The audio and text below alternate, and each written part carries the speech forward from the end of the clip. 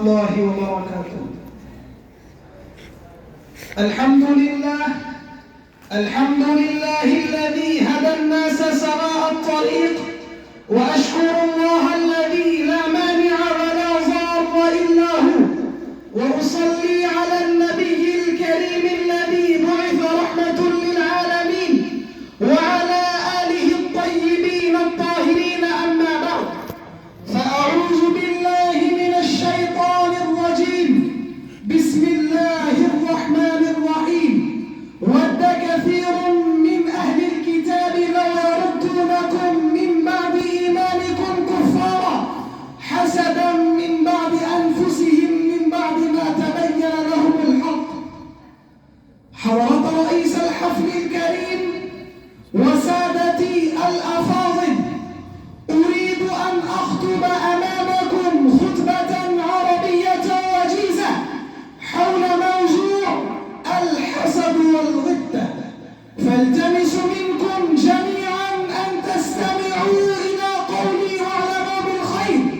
عباد الله، إن الأمراض تهلك الأجسام والأدواء تعطي الناس.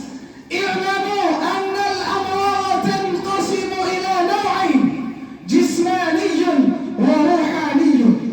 الأمراض الجسمانية تضر الجسد والروح كليهما.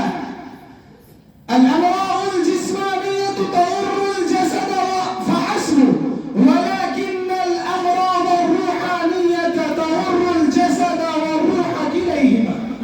ومن أخطر أمراض الروح الحسد. ألا تعلمون؟ الحسد هو المرض الذي تسبب بالفرد الإنساني إلى الذنب الأكبر أولا في العالم. إن مرض الحسد حمل قابيل على قتل هابيل، مع أن قابيل كان أخا هابيل، ولكن الحسد أنسى كل شيء من الود والإخاء والحب والأخوة والرق والرحمة. الأخوان هابيل وقابيل قربا قربانا، ولكن الله تقبل قربان هابيل ورد قربان قابيل، لأن قابيل بذل مالا خبيثا في قربانه، والله لا يحب الخبث. إن الله جميل يحب الجمال لا الخبث.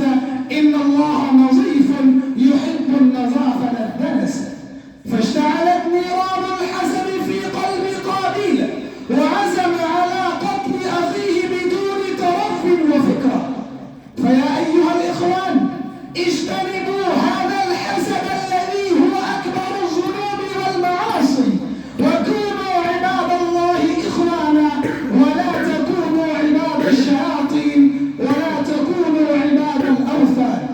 هكذا حسد كثير من أهل الكتاب، وأرادوا أن يردوا المسلمين كفارا فجارا بعد إيمانهم بالعقيدة الإلهية، حسدا من عند أنفسهم، مع أن القرآن الكريم بين الحقيقة، والكتب الموجودة لديهم كشفت القناع عن الواقع، كما ذكر الله جليل الجبار في القرآن العزيز: ود كثير من أهل الكتاب وأرادوا أن يردوا المسلمين كفارا فجارا بعد إيمانهم. هكذا أنا أختتم بهذه الكلمات.